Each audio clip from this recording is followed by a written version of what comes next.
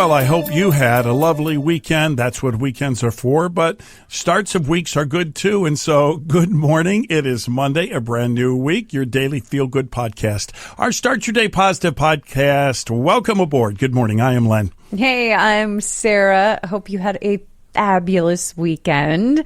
You know, I did something really fun last week with my daughter, and I forgot to mention it on Friday. So I want to mention it today because, you know, I have two daughters. One's in high school, one just got married. So I'm experiencing all these things at different stages in their lives. And I just did something with my oldest daughter that I did with her when she was little. And it's so cool how when you do something again and experience it at a different stage, it's just really, really fun. And I want to share what we did. Yeah, that's good. There's all those milestone moments you're going through with your daughters, from graduating college to getting married to getting a driver's license for your youngest daughter. And the list goes on and on, right? That's right. Well, let's get today started with a positive thought. Today, don't forget to look around and appreciate all the things going right. I'm there. I like that. A brand new week. We have 3 interesting things your friends and family might be talking about today. Well, everything seems to come full circle.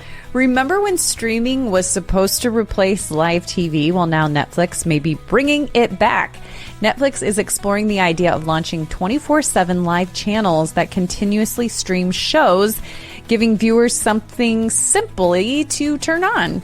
Netflix already streams live events like WWE, boxing, awards shows, but this would be a much bigger move.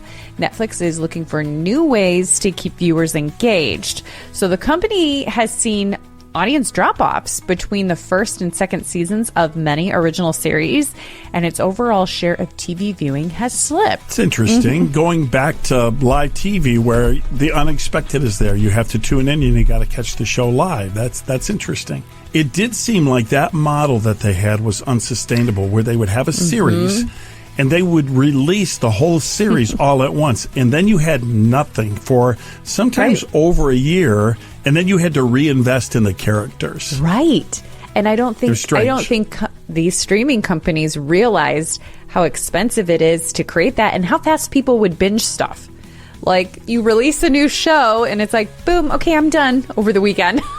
I'm feeling that way a little bit. I have to say it. It's not on Netflix, but with the series The Chosen, the story of the life of Jesus, I mean, I've been holding on for well over a year for the next series, and I love it, but you do kind of lose interest after a while. Well, for these long stretches, I totally get it. Yeah. So we'll see what happens with streaming. If there's one constant, it's change, right? So we know things will somehow change. The one thing we are noticing, though, is sometimes you used to be assured that you could watch all your favorite sports just by having regular TV. But that's not the case anymore. You never know where a big game you want to watch. Right. It might show up on Peacock. It might show up on Paramount. Right. It might show up on YouTube TV. And you can't subscribe to all of them, you know. I know. It's kind of crazy. So we'll see what happens here. Hey, parents and grandparents know this, but it's always interesting when science confirms it. Babies are enjoying and learning from music even before they actively express it with a head bob or some sort of movement that looks like a dance. A new study found that babies as young as 3 months old are already recognizing the patterns of music. Researchers actually measured the baby's brain waves, which showed much stronger responses to real songs rather than just random sounds, confirming that even tiny infants are actively processing music. For parents who sing at bedtime or bounce a baby through a favorite song, the takeaway is plain. Something real registers in that small brain, even when the baby just seems to be sitting there. So music really lands early with babies. So, you know what's funny? When I was pregnant with Reagan, they had this little contraption. I don't know if they still do, but it was like a belly wrap. I don't know what you would call it. And it had 2 little headphones on it, and it played classical music. And I would wrap it around my belly and then lightly play classical music because I had read that it's good for your baby and they can hear even in the womb. And so I would play this light, beautiful classical music. I don't know. she does love music. She loves classical music, but then you and Russ love classical music too. So I don't know. But at the time, I heard Music Lands early, and then I had these Mozart for Baby DVDs. So I would sit her. That was big. That was big at the time, right? Mm-hmm, so I would put her in her little seat, and at 3 months old, I mean, she was little, I would put that DVD on as she was just laying there and have that playing for her. It is interesting, though. Music really is a one-of-a-kind gift from God, whether it influences babies or it can motivate you for sports. It can relax you. It can improve your mood and meditation. So there's something special about it. And it can motivate you, too. I'm telling you, when I need to clean the house, there's nothing like putting the earbuds in, locking in, and going to town with the vacuum. Like, it's a game changer for me to lock in and put on some tunes to get motivated. You have a favorite vacuum song? No, I just find a good playlist that's, fun and motivating, and then I'm golden. Oh, and if you love Wordle, but were the kid who actually enjoyed spelling bees, there's a new daily game you might want to try. It's called Beeswax. I just played it, and it was fun. And instead of giving you letters to arrange, it works like a real spelling bee. So the game says a word out loud, and you have to type the word correctly.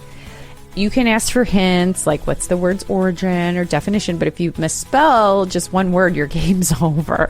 So the creators say one of the fun parts is that you'll probably discover words you never knew before, making it almost like a brain workout too, and a learning experience at the same time. So I wanted to share it because I thought it was kind of fun. If you're looking for another one of those like 5-minute challenges to keep your mind sharp, it's called Beeswax. So you could try that. I'm glad you found that. My wife Judy will love that. She's a word game person. Yeah. Me, not as much, but she loves that. She loves that. Yeah. I was always a better speller if I could write the word out. Right. When I have to spell it out loud without writing it, I am more challenged with that. Okay. I don't know if that's typical for people or not, but that's how I am. I think so. I'm going to bring back one of your greatest school nightmares right now, if you don't mind. Do you have something to write with? Yes. Oh, good. then you could actually write the words down. I have a list of words that are common, but often misspelled by Americans. Oh, and I bet you I could name one of them. I want to see how you do. What Restaurant. Do you say? Restaurant's on the list. It is on the list. Always misspell restaurant. All right, I'll just give you 3 of them, and let's see how you do. Okay? All right, so a word that is used often, can you spell necessary? Ooh, you can write it down. Okay. Necessary. Necessary. Necessary, you are correct. Woo! Okay. All right, ready to go. Next word is rhythm. Okay. Why does that look wrong? But I think it's right. Is it RYTHEM? No. Rhythm, RHYTHM. RHYTHM. Oh, rhythm. I forgot the H. Here's your tiebreaker. Okay. All right. How do you spell definitely? Oh, I definitely always spell this wrong. Why is this one so hard? Definitely. I always spell this wrong. Definitely. This is not right, but DEFINETLEY. Definitely. DEFINITELY. Isn't it crazy how often we've spelled these words? Wow. But they're just hard. Yeah. Some other ones are embarrass, accommodation, occasion. Calendar is another one. And what about this one? I think you'll get this, vacuum. Oh, vacuum. VACCU. No, VAC. Is there 2 M's in vacuum? You know there's 2 of something, right? Is it the C, the U, or the M? Yeah, it's VACUUM, so it's vacuum. Not vacuum. I didn't remember that. Oh, see, You know what? And I'm not getting any better because spell check on the computer fixes it for me. It fixes it for you, right? You know when I still miss all the time? It's ridiculous. I still miss there. Like using the right one? T-H-E-I-R or I-E-R. No, just spelling it. Oh. Because the I before E rule, right? Yeah, because I do that with the word protein sometimes. Okay. Same thing, How do right? you spell protein? Is it E-I? Protein? Yeah. I got to write it down. Yeah, it's E-I, right? And sometimes I'll mix that up. Right, and what is there? T-H-E-I-R. Right. Sometimes I spell it I-E-R, I before E, except after C. So what's the name of the game again? It's called beeswax. Beeswax. We may not be as good at it.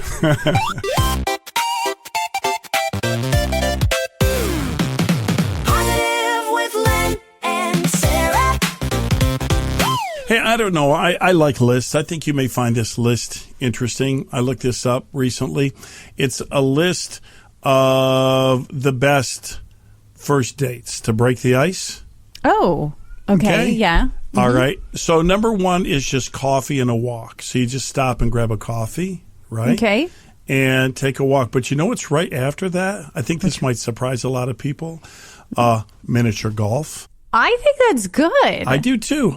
After that, it's a town festival, get ice cream, bowling, go to a museum, go to a trivia night, do an escape room. But miniature golf right after coffee and a walk. I think it's a lot of fun because you can laugh, you can joke. It's a challenge. You have to be a little vulnerable too, because if you think, "Oh, I'm not good at it," then you kind of just had to let loose a little bit. Yes. I think that's better than the coffee. Everybody can go to Sweetie's Miniature Golf. It's Sweetie's Golfland. But this is specifically, it's perfect for a date. Why? Because of the trifecta, the three things that are available at Sweetie's, right? Yeah. So first of all, you go and you take them golfing. Miniature golfing. Yep. And then you go over to Sweetie's Soda Shop and get ice cream. Yeah, and it's nice. It's really nice. So nice. Yeah. I always tell get the turtle sundae. That's my favorite. It's good. It's really good. And then you can get some. Then you can get some candy at the candy store. Or walk around and look at all the nostalgic candy. I mean, it's the biggest candy store in North America. Right. So catch the conversation. You're at North America's biggest candy store. What are you talking about on the date? Your childhood, your nostalgia makes conversation easy. Or you're debating what is the best candy bar. Right. So that works. The ice cream, that's a no-brainer. Everybody's happy with ice cream. And then the miniature golf, they have 2 courses there, and it's beautifully landscaped. So I'll tell you what, that may be higher than coffee and a walk. I do too. Where's Sweetie's? We're recommending it this summer for families and date nights. All you have to do is take 480 to the Ridge Road exit. Look for the giant lollipop there and follow the roads to that. It's on Brook Park Road, and you'll be there. It's gonna be a sweet, sweet, Sweetie's summer. Whoa, tick-tock, woo, time goes so fast. It happened today. Let's remember. Well, today is July 13th, and we're taking you back in time. Okay, back to the year 1985, Live Aid. Do you remember that? Uniting the world, one of the greatest concerts in music history took place on this date. It was Live Aid. It was held simultaneously in London and Philadelphia to raise money for famine relief in Ethiopia. That was a big thing in the 80s. Nearly 2 billion people, they say, in over 150 countries watched performances by Queen, U2, Elton John, Madonna, Phil Collins, and many more. Queen's 21-minute set is still considered one of rock music's greatest live performances. And actor Harrison Ford turns 84 today. By the way, he got his big break as Han Solo in Star Wars, but at the time he wasn't an actor. Here's a fun story. So Harrison was a self-taught carpenter. While doing carpentry work on the movie set, Ford was asked to read lines while actors auditioning for George Lucas's new movie Star Wars were there, and Lucas hadn't intended to cast him, but Ford impressed everyone and he ended up winning the role of Han Solo. Right place, right time. That's wild. I don't know if my husband knows that story. Yeah, try that today on him because he's a big Star Wars guy. And by the way, so we have our trip to Jackson Hole, Wyoming and Yellowstone next summer. So Harrison Ford lives in Jackson Hole, and it's very common to see him around town. We just missed him when we were there a couple of months ago. Some people I was flying home with were like, oh yeah, we saw him at the coffee shop. He rode his bike and he was just there getting some coffee with us. And the funny thing is, she had kids that were in college. Yeah. They didn't know who he was. Had no idea. So they were there getting coffee with Harrison Ford. And the lady at the coffee counter had to tell him after he left, like, did you know who that was? And they were like, no.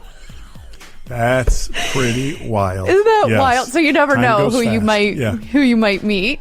Yeah. And it's kind of fun to know some other famous people, what they did before making it big. I'm always fascinated by this.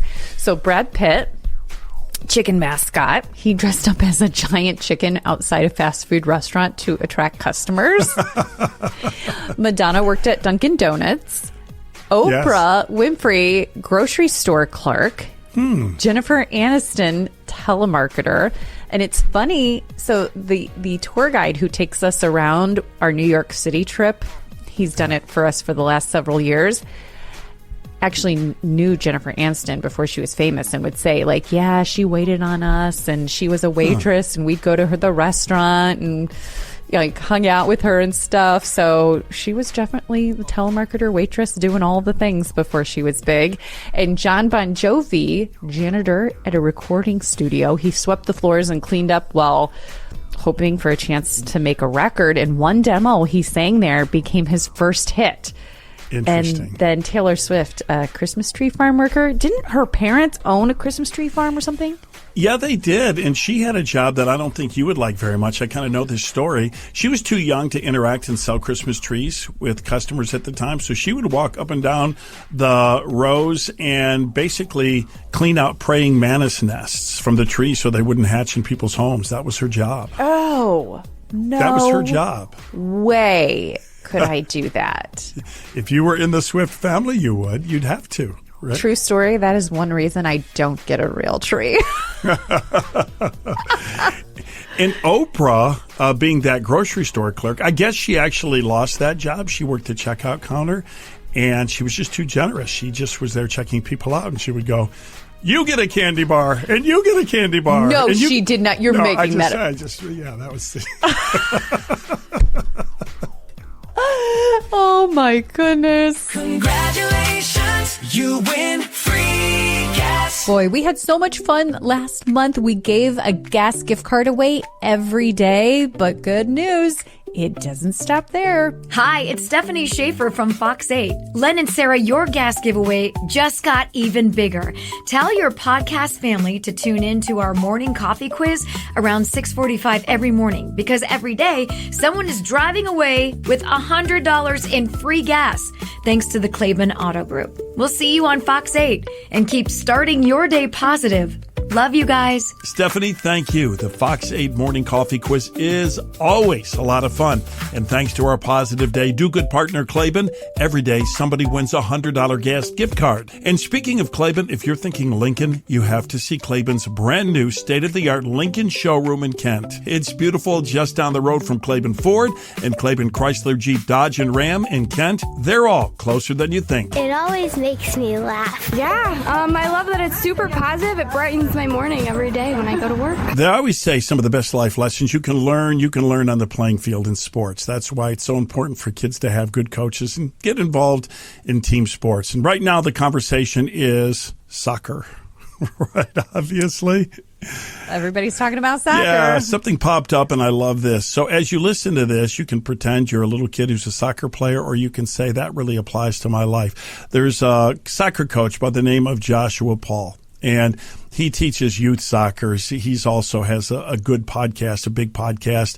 And he also is a recruiter for soccer. But really what he loves to do is teach the game of soccer to kids. But it's not just teaching how to kick the ball and do the different things with soccer. It's all about character and what you should be, how you should be when you're on a team. So I want you to listen to this clip because I just love this. I love this. We don't compare, we don't complain, and we do not criticize when we are out there now. So when we go into a match, we don't complain, we don't compare, and we do not criticize. And let me tell you why.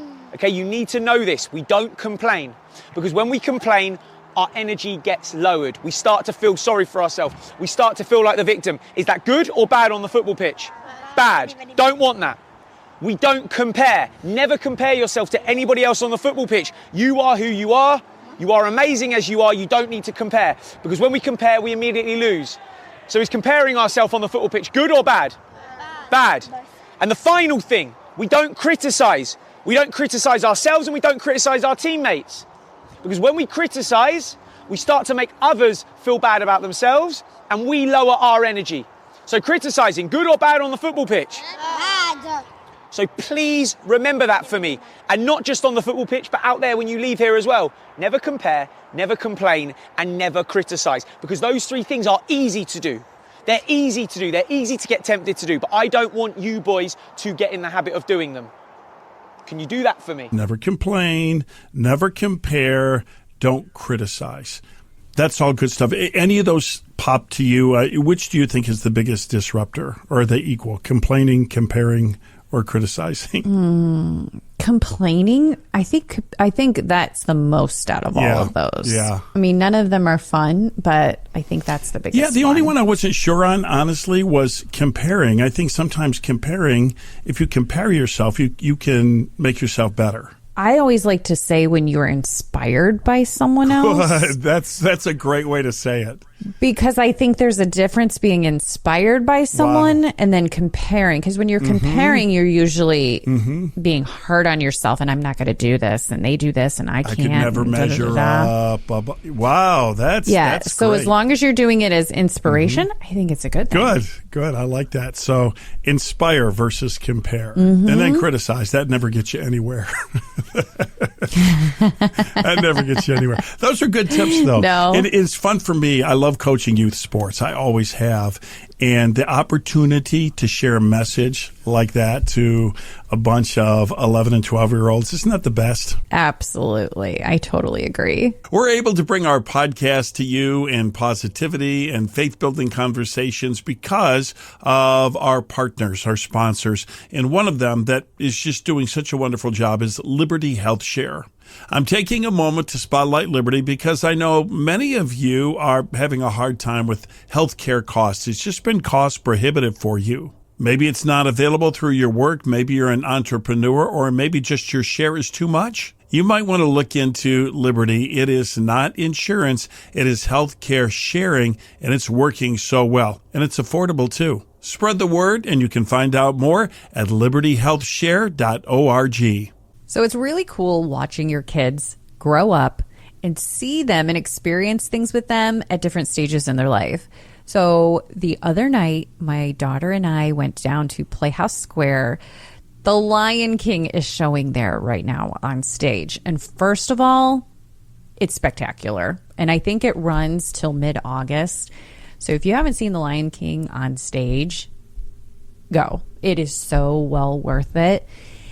Just the costumes and the way they do the animals, it's like no other. And make sure you're not late, because the first 6 minutes are the best part of the show. And they actually don't let people in. If you're late, you have to wait till after the 6 minutes. I won't give anything away, but it's just spectacular. And it's funny because my daughter just got married, and, you know, she's in that stage of her life. But I saw Lion King at Playhouse Square with her back in 2003. This is how long ago it was. And I remember, I think it was the first time it had come to Playhouse Square off of Broadway. I could be wrong. But I've always been into musicals. I was so excited to take her. She was only 3 years old. It's like, wait. You can really focus on that. Way too young to be at a musical. But when you're a young parent and nostalgic thing comes up, you know, you're like, oh, they'll be fine. And, you know, I set her up on one of those little boosters, and I don't remember her being bad or anything, but I'm like, do you remember going? She's like, no, I have no idea, Mom. So we experienced it in a whole new way. And I almost was like, oh, you know, I already went to see it. I don't know if I, you know, need to see it again. And I was like, no, I love The Lion King. This is like, that was a long time ago. I'm going to go again. the whole time we were mesmerized. It was just one of those, to me, it was, people use the word whimsy now a lot. Just that childlike feeling of taking you back with the songs. And there was eye candy all around. I mean, there's your stuff moving and grooving the whole time. But she was so excited to see it. And she was like, Mom, this was so great. We go to the theater every month or so to see shows, and it's kind of like our thing to do. But I just wanted to bring that up because there's so many things and so many just new seasons when you get to experience it with your kids. It's kind of like a redo in a good way, right? You get to re-experience things. And it's so fun at different ages. Well, I'm experiencing that. I'm in my best place right now with the grandkids because all of the fun games and imagination and things that I did with my kids, I'm getting to do a redo. Yes. And I'm absolutely loving it. So, yeah, that's a blessing. That's a great blessing. By the way, can I ask you something about Lion King? Yeah. At the very beginning where they had that great shout out in Zulu? In Zulu? What's Zulu? Yeah, Zulu's the language, the African language, South African language. I didn't know that was what it was called. Whatever it is. Do you know what they're saying there? No, I don't know what they're saying. So when you translate it, I was always wondering what it was. I almost went home and looked up. Yes. What are they saying and when? Well, that is Zulu, and what they're just simply saying is, here comes a lion, Father. Oh, yes, it is a lion. That's wild. Yeah, here comes a lion, Father. Oh, yes, it is a lion. Here comes a lion, Father. Here comes a lion. Yeah. Ta-da. So that mystery solved because everyone's heard that like a gazillion times. And that's what it is when it's translated. It's, hey, here comes a lion. That's so interesting. I actually meant to look that up, so thank you. Hey, Sarah, there's something I can tell you for sure when it comes to replacement windows. If you replace your windows like 6 years later, you're not supposed to have to wedge them open with a stick. Okay. Accurate. That is true. So it's true. Down at my daughter's house, I was helping them put air conditioning units in the windows, and a couple of the windows was like, hey, there's a big problem here, and these windows aren't that old. But that's the problem when you don't go with the right company when it's replacing windows. I mean, all window replacement companies are not alike. That's why we wholeheartedly endorse our podcast partner, Universal Windows Direct. Yeah, I totally agree. And first of all, great deal right now. Buy 4 windows, get 4 free. One of the biggest offers of the year. Plus, you're going to get 48 months of 0% interest financing, same as cash. So that's a great way to stretch your budget. And by the way, Universal Windows, they're built to perform. That's why we say these windows are going to last you a long time. You don't have to worry about using a stick to prop it up. They use super spacer technology that was actually invented by NASA and helps reduce drafts, improve insulation, and keep the temperatures more consistent all year round. They'll come out and do a free in-home estimate. So I always tell people, do that and get your home started on the right way. Great investment for your home. It's universalwindowsdirect.com. And you'll be saying, I love my windows. Well, I hope you're off to have the best day. Just a reminder, a live music festival is this Thursday, Friday, Saturday. You can get discounted tickets still by using our code positive26 at checkout to save. So I hope to see you there, and we'll see you right back here tomorrow. Hey, and let's wrap up our Monday podcast. I have a blessing for you as you begin a brand new week. This is just a blessing from my heart to God's ears for you. As you step into the brand new week, may your heart be filled with hope and your eyes be open to the unexpected ways God is at work around you. Walk into this Monday with anticipation, believing that God may have a divine appointment, an unexpected blessing, or an answered prayer waiting just around the corner. And whatever this week brings, may you never forget that He goes before you, He walks beside you, and will never leave you. Have a wonderful Monday, and may God bless you abundantly this week. Amen.